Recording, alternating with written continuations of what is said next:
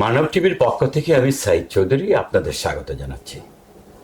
আজ আমাদের অতিথি বরেণ্য রাজনীতিক, ইসলামী চিন্তক ডক্টর সৈয়দ আবদুল্লাহ মোহাম্মদ তাহের। তাহের ভাই, জি, বাংলাদেশে বৈষম্য বিরোধী আন্দোলনের পরে যে জুলাই আগস্ট পরিবর্তন, এই পরিবর্তনকে নিয়ে মানুষ বেশ আশাবাদী হয়ে উঠেছে। ইসলামী আন্দোলনের প্রত্যেকটা সভা সমাবেশে আগের চেয়ে অনেক বেশি মানুষের অংশগ্রহণ প্রত্যক্ষ করা যাচ্ছে। বাস্তবে কি ধরনের পরিবর্তন আপনারা লক্ষ্য করছেন? কি আছে আপনাদের প্রত্যাশায়? আপনাকে ধন্যবাদ এবং আপনার মাধ্যমে আপনার টিভির যারা দর্শক শ্রোতা আছে তাদেরকে ধন্যবাদ। বাংলাদেশের ইতিহাসে জুলাই আগস্ট যে পরিবর্তন হয়েছিল এটা ছিল অভূতপূর্ব, স্বতঃস্ফূর্ত এবং সকল মানুষের অংশগ্রহণের একটি বড় ধরনের আন্দোলন। এবং এই আন্দোলনকে অতীতের যে কোনো সংগ্রাম লড়াইয়ের সাথে তুলনা করার চেয়ে এটা একটা ভিন্ন বৈশিষ্ট্য আছে, ভিন্ন প্রেক্ষিত আছে এবং ভিন্ন অ্যাচিভমেন্ট এখানে আছে। সবচেয়ে বড় কথা ছিল যে দীর্ঘ 15 বা 16 বছরের পূর্ববর্তী যারা শাসক ছিলেন তারা জনগণের ভোটে নির্বাচিত ছিলেন না, অবৈধ ছিলেন। এবং এই অবৈধ শাসন করতে গিয়ে ওরা বাংলাদেশের ব্যাপক লুটপাট করেছে, জুলুম অত্যাচার করেছে, রাজনীতিকে ধ্বংস করেছে, সংস্কৃতি ধ্বংস করেছে, অর্থনীতি ধ্বংস করেছে এবং বাংলাদেশের মানুষের স্বাভাবিক যে অধিকার সে অধিকার তারা নষ্ট করেছে। দীর্ঘদিন ধরে মানুষ লড়াই করছিল, তাদের বিরুদ্ধে সংগ্রাম করেছিল এবং মানুষের ভিতরে একটি অসামান্য ক্ষোভ হৃদয়ে পুঞ্জীভূত ছিল।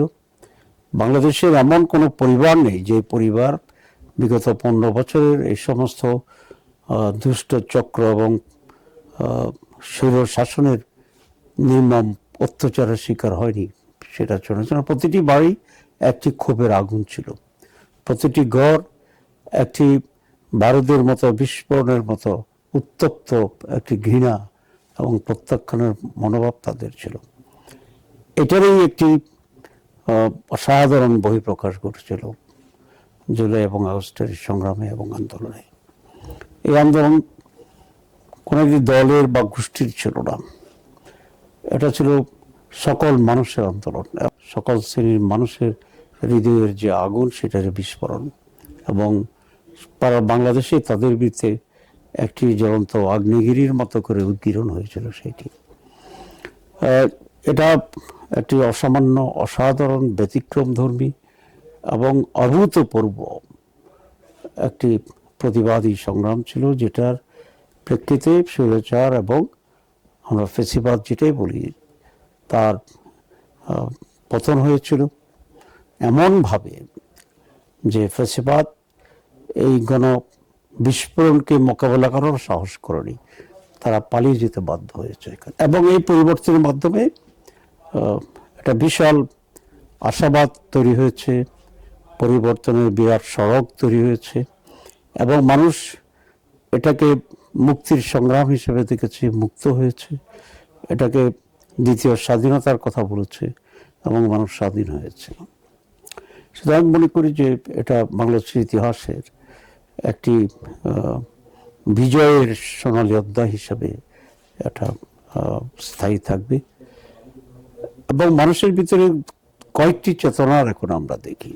একটা হচ্ছে মানুষ কখনোই অত্যাচার, অনাচার, শোষণ, বঞ্চনাকে গ্রহণ করে না। তা সময় লাগতে পারে কম বেশি, কিন্তু এর বিরুদ্ধে মানুষ পড়ে দাঁড়ায়। 2, সকল শ্রেণীর মানুষ যখন অত্যাচারের বিরুদ্ধে দাঁড়িয়ে যায় তখন অত্যাচারী আর টিকতে পারে না।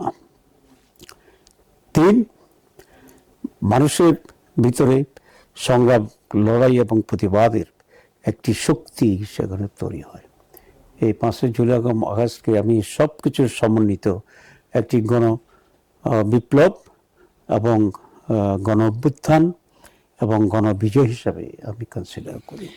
এই যে এত দিন ধরে এত শক্তিশালী একটা শাসক গোষ্ঠী যাদের পিছনে প্রতিবেশী রাষ্ট্রের প্রভাব আছে, যুগান আছে, এবং দীর্ঘদিন ধরে বড় বড় রাজনৈতিক দলগুলো মোকাবিলা করতে পারছিল না, শেষ মুহূর্তে ছাত্র জনতার এই অভ্যুত্থান অতটা শৃঙ্খলিত, অতটা সংঘবদ্ধ মনে হয়েছে কোনো একটা সংগঠন তাদের পিছনে খুব পরিকল্পিতভাবে সাপোর্ট দিয়েছে, শৃঙ্খলা রক্ষার ক্ষেত্রে, প্রত্যয়ের ক্ষেত্রে, দৃঢ়তার ক্ষেত্রে, বিজয়ের প্রত্যাশার ক্ষেত্রে। এটা কি সত্যি সত্যি জামাত ইসলামী এবং ইসলামী ছাত্র শিবির সেই কাজটা করেছে, নাকি অন্য কিছু?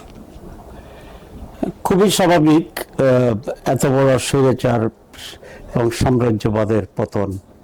বিদেশি আমি তো বলি যে 5ই অগস্টে আওয়ামী লীগের শুধু পতন হয়নি, এখানে ভারতের পরাজয় হয়েছে। তো এই শক্তির পিছনে মানুষকে সংগঠিত করার যে একটা মেকানিজম, সেখানে অবশ্যই একটা লিডারশিপ ছিল, একটি অর্গানাইজ করার একটি শক্তি ছিল। এবং জামাত ইসলামী, বিশেষ করে ইসলামী ছাত্র শিবির, তার দীর্ঘ আন্দোলন সংগ্রামের যে অভিজ্ঞতা এবং একটি সুসংগঠিত দল হিসেবে তারা বিভিন্ন জায়গায় যে ভূমিকা রাখে, এই আন্দোলনের পিছনে তাদের বিশাল ভূমিকা ছিল। তবে এটা শুধু জামাত শিবিরের আন্দোলন ছিল না, তাদের পরিচালনায় এবং আরও অনেক অংশীজনের পরিচালনায় এটা ছিল একটি গণ আন্দোলন। সকল শ্রেণীর মানুষ এখানে আসছে। তবে এটাকে লক্ষ্যে পৌঁছানোর জন্য যে ভূমিকা নেওয়া দরকার, কৌশলী হওয়া দরকার, পারসিভিয়ারেন্স দরকার ছিল, সাহস দরকার ছিল, সাহস যোগানোর দরকার ছিল। এসব বিষয়ে ইসলামী ছাত্র শিবিরের এখানে একটা বিশাল ভূমিকা ছিল। এবং তাদের সবচেয়ে বড় সফলতা ছিল যে আন্দোলনের পিছনে যে ইসলামী ছাত্র শিবির বা ইসলামী শক্তিগুলো খুবই অ্যাক্টিভ এবং কার্যকরভাবে ভূমিকা নিয়েছে, এটা তারা মানুষকে বুঝতে দেয়নি, বরং এটা সর্বসাধারণের আন্দোলনে পরিণত করার যে এনভায়রনমেন্টটা দরকার ছিল, সেটাকে তারা খুব কৌশলে, স্ট্র্যাটেজিক্যালি মেনটেন করতে সক্ষম হয়েছে। আমি মনে করি ইসলামী ছাত্র শিবিরের এই আন্দোলনের সফলতাটাই বড়। 5ই আগস্টের পরে আমি প্রথমে আপনাকে বলেছিলাম যে জামাত ইসলামের অনুষ্ঠান সমূহে হাজার হাজার মানুষ অংশগ্রহণ করতে দেখছি। যেমন সিলেটের সুনামগঞ্জে অগ্রসর মানুষদের সাথে কথা বলেছিলাম, তারা বলছে যে সুনামগঞ্জের ইতিহাসে কোনো রাজনৈতিক, সামাজিক, সাংস্কৃতিক অনুষ্ঠানে এত মানুষের সমাগম ঘটেনি। একই চিত্র আমরা দেশের বিভিন্ন এলাকায় দেখছি। এটা কি এই আন্দোলনে ইসলামী ভাবধারার ইসলামী ছাত্র শিবির, জামাত ইসলামী বা অন্যান্য ইসলামী সংগঠনগুলো ভূমিকার কারণে মানুষ তাদের প্রতি আস্থাবান, মানুষ তাদের প্রতি একটা ভরসার জায়গা হিসেবে দেখছে, নাকি এই স্বৈরশাসনের সাথে সাথে বৈষম্যের বিরুদ্ধে, সততার পক্ষে, অনৈতিকতার বিপক্ষে মানুষের একটা নতুন জাগরণ ঘটছে? কোনটাকে আপনি মনে করেন? দুটেই। বাংলাদেশ স্বাধীন হয়েছে 54-55 বছর, এবং বাংলাদেশ স্বাধীন হচ্ছে একটি সংগ্রামের মাধ্যমে, লড়াইয়ের মাধ্যমে, ত্যাগের মাধ্যমে, এবং একটি চেতনার মাধ্যমে। সেই চেতনাটা ছিল যে শোষণ, বঞ্চনা, বৈষম্য, এই সব কিছুর বিরুদ্ধে 71-এর লড়াইও এটা প্রধান উপাদান ছিল। এবং মানুষ আশা করেছিল যে এই সংগ্রামে তাদের রক্ত এবং জীবনের যে দাম, এটা রিটার্নে জাতির ভিতরে পরিবর্তন হবে, পজিটিভ রাজনীতি হবে, অর্থনৈতিক সমৃদ্ধি হবে, আন্তর্জাতিক অঙ্গনে এই দেশের এই অংশের একটা বড় ধরনের অবস্থান তৈরি হবে। কিন্তু মানুষ খুবই হতাশ হয়েছে দুর্ভাগ্যজনকভাবে। এবং 54 বছরে যারাই ক্ষমতা আসছিল তারাই জনগণের প্রত্যাশা পূরণ করতে পারেনি। এবং চরিত্রগত দিক থেকে, নৈতিকতার দিক থেকে এরা প্রায় সকলেই ছিল নেগেটিভ, একই ধরনের। নামের পরিবর্তন হয়েছে, স্লোগানের পরিবর্তন হয়েছে, দলের পরিবর্তন হয়েছে, দফার পরিবর্তন হয়েছে, কিন্তু মৌলিক যে পরিবর্তন, সুশাসন, জনগণের শাসন, রাজনীতি, গণতন্ত্র, সততা, নিষ্ঠা, করাপশন ফ্রি বাংলাদেশ তৈরি করা, এক্ষেত্রে তারা সকলেই ব্যর্থ হয়েছে। এবং এই আন্দোলনের দীর্ঘ স্বৈরাচার বিরোধী যে অবস্থান ছিল মানুষের, সেটারও একটি সফল পরিবর্তনের পরে মানুষ অবশ্যই এটা মনে করে যে বাংলাদেশ গতানুগতিক যে শাসন ছিল, এই শাসনে এই দেশের কোনো কল্যাণ হবে না। তারা আদর্শ ভিত্তিক, নৈতিকতা ভিত্তিক একটি সুষ্ঠু রাজনীতির নেতৃত্বকে এখন বাংলাদেশের এই পরিস্থিতি পরিবর্তনের সমাধান হিসাবে মনে করে। এবং জামাত ইসলামী কে তারা 54 বছর দেখেছে, তাদের উপর অত্যাচার হয়েছে, জুলুম হয়েছে, হত্যাকাণ্ড হয়েছে, কিন্তু তারা তাদের রাজনীতি আদর্শের অবিচল ছিল, খুব দৃঢ় ছিল। বিভিন্ন রাজনীতি ক্রাইসিসে জামাত ইসলামী লোকেরা অত্যন্ত সাহসী ভূমিকা পালন করেছে এবং দেশ শাসনের অংশ হিসেবে জামাতের যে 2 জন মন্ত্রী এবং প্রায় বিভিন্ন সময় মিলে প্রায় 62 এমপি জামাত থেকে নির্বাচিত হয়েছিল, তারা খুবই যোগ্যতার পরিচয় দিয়েছে এবং সততার পরিচয় দিয়েছে। সুতরাং জামাতের সততা এবং যোগ্যতার একটা উদাহরণ তৈরি করতে পেরেছে এদেশের মানুষের কাছে, এবং মানুষ বারবার প্রচারিত হওয়ার পরে এখন এইটা মনে করে যে ইসলামী আদর্শ, সৎ এবং যোগ্য নেতৃত্ব মৌলিক পরিবর্তন আনতে পাবে, এবং সেজন্য তারা মনে করছে যে তারা বড় দলগুলোকে বারবার নির্বাচিত করেছে, Jamaat one of the biggest party, এবার জামাতের নেতৃত্বকে নির্বাচিত করে দেশ শাসনের একটা পরিবর্তন আনা যায় কি না বা আসতে পারে কিনা, তারা এই টেস্টটা জামাতকে দিয়ে করতে চায় এবং এই পরিবর্তনের জন্য জামাতকে অল্টারনেটিভ হিসেবে তারা গ্রহণ করতে চায়। এবং সেই কারণে মানুষের যে আগ্রহ, যে আস্থা এবং পরিবর্তনের যে নেশা, পরিবর্তনের যে আকাঙ্ক্ষা এবং ব্যর্থতার পরে আরেকটি সফলতার চিন্তা চেতনা, এই সকল কিছু থেকেই তারা এখন জামাত ইসলামকে অল্টারনেটিভ হিসেবে বিবেচনা করছে এবং তারই প্রতিফলন হচ্ছে বিভিন্ন জায়গায় মানুষের সমাবেশ, তারই প্রতিফলন হচ্ছে বিভিন্ন শ্রেণী এবং পেশার লোকরা জামাতে যোগদান করা, তারই প্রতিফলন হচ্ছে বিভিন্ন পত্র পত্রিকা লেখায় জামাতই অল্টারনেটিভ হইতে পারে এরকম বক্তব্য সামনে আনা। আমি মনে করি জামাতের অতীত ইতিহাস, জামাতের অত্যাচার, পারসিভিয়ারেন্সকে যেভাবে মোকাবিলা করেছে, দৃঢ়তার সংগ্রাম, ত্যাগ এবং সততা, এই সব মিলিয়ে মানুষ একবার পরিবর্তনের জন্য জামাতকে দেখতে চায়। এই পরিবর্তনের পরে কিছু কিছু সংবাদ মাধ্যমে, এমনকি সামাজিক যোগাযোগ মাধ্যমে জামাত ইসলামীকে একটা বড় রাজনৈতিক দল এবং সম্ভবত প্রধান বিরোধী দল হবে এমন একটা ভাবনার কথা শোনা গিয়েছিল, আলোচনা হচ্ছিল। কিন্তু সাম্প্রতিক সময়ে ভারতের কিছু সংবাদ মাধ্যম জামাত ইসলামের বিরুদ্ধে, অর্থাৎ জামাত ইসলামী ক্ষমতায় আসছে, দেশ মৌলবাদের দিকে যাচ্ছে, এই ধরনের একটা আতঙ্ক ছড়ানো, এবং এখন আমাদের দেশের কিছু কিছু মিডিয়া থেকে জামাত ইসলামীকে সম্ভাবনার কাতারে নিয়ে আসার একটা লক্ষণ পরিলক্ষিত হচ্ছে। আপনারা কি আশা করছেন যে ইসলামী অন্যান্য দলসমূহের সমন্বয়ে ইসলামী দল এইবার ক্ষমতায় যেতে পারবে? প্রথম কথা হচ্ছে, ভারতীয় পত্রপত্রিকা বা অন্যান্য আদর্শিকভাবে যারা ইসলামের বিরুদ্ধে এবং ইসলামের প্রভাবে ভোগে, তারা সবসময় জামাতের বিরুদ্ধে মিথ্যা প্রপাগান্ডা চালিয়েছে। কিন্তু আজকে তারা যে নানা রকম প্রপাগান্ডা চালাচ্ছে, এতে আমরা খুব বিস্মিত নই এটা, এবং আমরা এই মিথ্যা প্রপাগান্ডা মোকাবেলা করেই আল্লাহর সাহায্যে মানুষের সমর্থনে আমরা এই পর্যায়ে আসছি, এবং মানুষ তাদের প্রচারণা যে মিথ্যা, এটা মানুষ বুঝতে পারছে ধীরে ধীরে। মানুষ is more conscious than before. তো ইট ইজ এ চ্যালেঞ্জ, কিন্তু আমি মনে করি এই চ্যালেঞ্জ এদেশের মানুষকে নিয়ে আল্লাহর সাহায্যে আমরা মোকাবিলা করতে পারবো। এখানে 2-3 ধরনের মত আছে।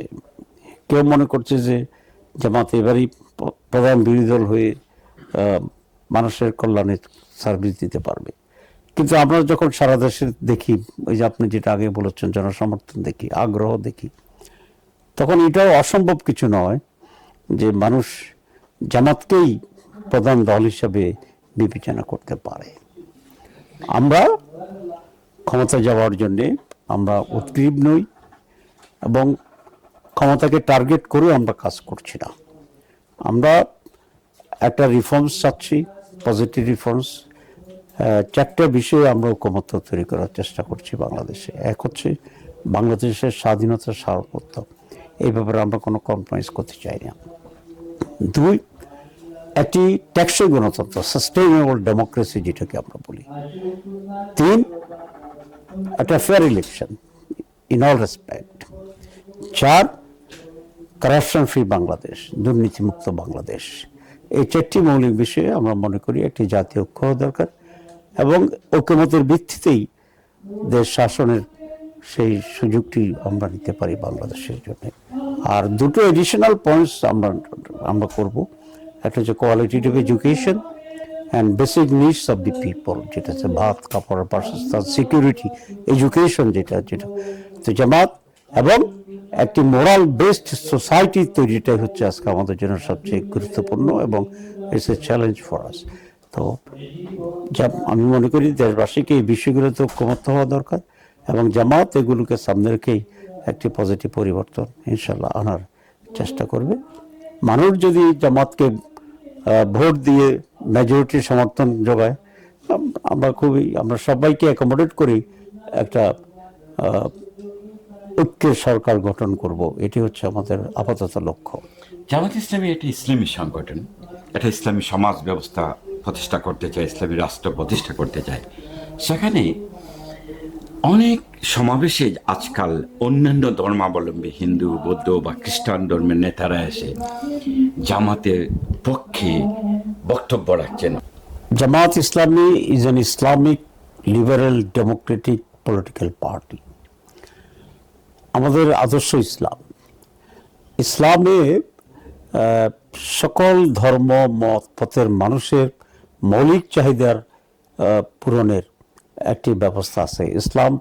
যারা ইসলাম গ্রহণ করেনি তাদেরকে অ্যাকোমোডেট করে। সুতরাং ইসলামী সমাজ ব্যবস্থা সকল মানুষের জন্য সর্বোত্তম কল্যাণকর পরিস্থিতি আছে এবং জামাত ইসলামীও ইসলামের বাইরে যারা আছেন তারা আমাদের দলের সদস্য হওয়ার কোনো বাধা নেই এবং কয়েক লক্ষ নন মুসলিম সদস্য এখন জামাত ইসলামীর সাথে আছে। সুতরাং তারা বক্তব্য দিচ্ছে জামাতের পক্ষে, ইসলামের পক্ষে তারা কাজ করতেছে। ইসলাম সকল শ্রেণীর মানুষের অধিকারকে নিশ্চিত করে। বিশেষ করে নারীদের ব্যাপারে ইসলাম খুবই সংবেদনশীল।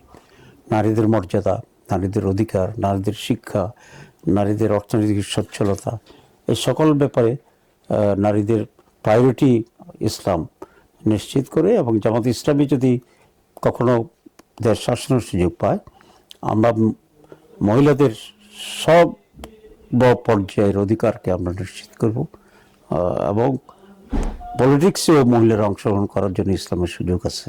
যেমন আমাদের দলের মহিলা এমপিরা পার্লামেন্টের ভূমিকা নিয়েছে। আমাদের দলের ভিতরে এখন 43% মহিলা সদস্য টোটালের ভিতরে এবং এখানে সকল প্রফেশনাল হাইলি কোয়ালিফাইড নারীরা এখানে ইনক্লুডেড আছে। সুতরাং মাইনরিটি এবং নারীদের অধিকার ইসলাম দেয় না বা জামাত দিবে না, এটা স্রেফ একটি মিথ্যা প্রপাগান্ডা। ইসলাম সকল শ্রেণীর মানুষের জন্য অধিকার নিশ্চিত করে জামাত ইসলামী ক্ষমতা গেলে সকল শ্রেণীর মানুষ তার অধিকার অবাধের ভোগ করতে পারবে ইনশাআল্লাহ। আপনাকে অনেক ধন্যবাদ।